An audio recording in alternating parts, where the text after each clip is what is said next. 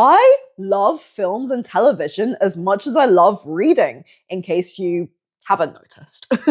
People often say that TV is bad for you, but as someone who has struggled heavily with depression and anxiety, television has genuinely helped my mental health. I want to explain why TV can actually be good for mental health, especially for people dealing with depression, anxiety, or other difficulties. There are certain TV shows that help me get through the day. Some of my happiest childhood memories are of my brother and me watching television together. There were so many great shows on when I was growing up. I might do a separate video about favorite childhood shows, but today I'm focusing on shows I enjoy as an adult and why they matter to me. My name is Zarina Matcha, and you're watching The Rational Female. If you enjoy my content, give the video a like and subscribe to my channel. I have clinical depression and anxiety with panic disorder, diagnosed since I was 19. Watching television genuinely helps me regulate my mood. Certain shows lift my spirits and stabilize my mindset. TV provides escapism. You become invested in characters and storylines, and through that, reflect on human behavior. I've learned a lot about psychology, relationships, and character development through watching television. I grew up in a family that bonded over films and music, and that shaped me. Both my parents love film and television, and that definitely influenced my taste. When I was at university, struggling with severe panic disorder and attending Alcoholics Anonymous meetings, I spent a lot of time alone in my room watching television. It actually helped me through a very dark period. Later, when I moved back in with my mum, we would watch shows together, and that became a positive form of bonding. TV gives me something immersive and emotionally engaging that isn't harmful compared to other self-destructive behaviors like drinking alcohol, smoking weed, and self-harming. I'm going to group the shows I have watched into 4 categories. Shows that cheer me up, shows that make me think, other shows I have enjoyed, and shows I liked watching but never finished for whatever reason. Here are the shows I watched specifically to cheer me up. Family Guy, American Dad, The Simpsons, Rick and Morty, The Inbetweeners, The Big Bang Theory, Sex and the City, Community, Totally Spies, and SpongeBob SquarePants. I've seen all of these shows multiple times. These are my comfort shows. Lighthearted, funny, and easy to watch. They're what I put on when I need to laugh or just switch my brain off. My favorite here is probably American Dad. I can rewatch episodes endlessly. I actually prefer American Dad to Family Guy, although I do love Family Guy, certainly up until the 10th season. The first 3 seasons of Rick and Morty were brilliant. After that, it became really boring, but I still love the early episodes. Sex and the City is also one of my favorites. You can enjoy something and still critique it, and I've done a whole video on its flaws, which you can check out in the cards. Same with The Big Bang Theory. Community is excellent, especially the first 3 seasons. Totally Spies is pure nostalgia, and SpongeBob is timeless. Fictional characters I relate to from these shows are Leonard Hofstadter, Alex Jensen, Lisa Simpson, Annie Edison, and Sam.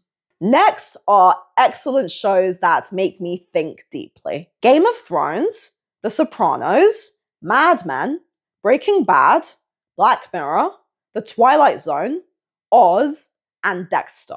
These are series I've reflected on extensively and written about on my blog. They explore human psychology, power, morality, and character in a way that's incredibly rich. As a writer, they inspire me. Watching great television sharpens my understanding of storytelling and character development. To check out my fictional works, visit this link. I have published 21 books across several genres. Game of Thrones is my all-time favorite TV show. I consider it a masterpiece, and I'm one of the few people who actually liked the ending, even with the dip in quality. I honestly loved it, and I actually cried the first time I saw the ending. I know that's quite controversial. The Sopranos and Breaking Bad are exceptional. The final seasons of Breaking Bad are some of the best television ever made. Jesse Pinkman is one of my all-time favorite male characters, along with Tyrion Lannister from Game of Thrones, who I often think of as my ideal husband. A girl can dream. The Twilight Zone from the 1960s is clever, sharp, and imaginative, especially if you enjoy sci-fi or speculative fiction.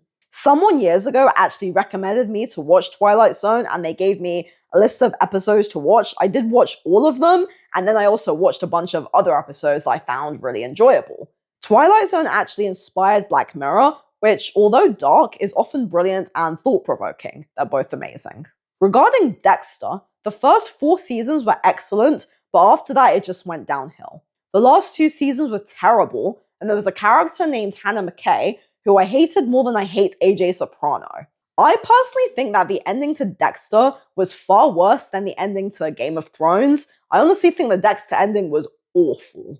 Fictional characters I relate to from these shows are Missandei, Sansa Stark, Talisa Stark, Peggy Olson, Jennifer Melfi, and Debra Morgan. Now for some other shows I have enjoyed, which I would class as light entertainment. The Good Place, Jane the Virgin, Ugly Betty, Orange is the New Black, The Hard Times of R.J. Berger, and Daria. My favorites here are The Good Place and Jane the Virgin. They're relatively light, but they do make you think about human character and what we go through. The Good Place is especially enjoyable if you like philosophy. Ugly Betty is fun and clever. Orange is the New Black is edgier with standout characters. Daria is a 90s show that I watched when I was at university, sharp, funny, and unique.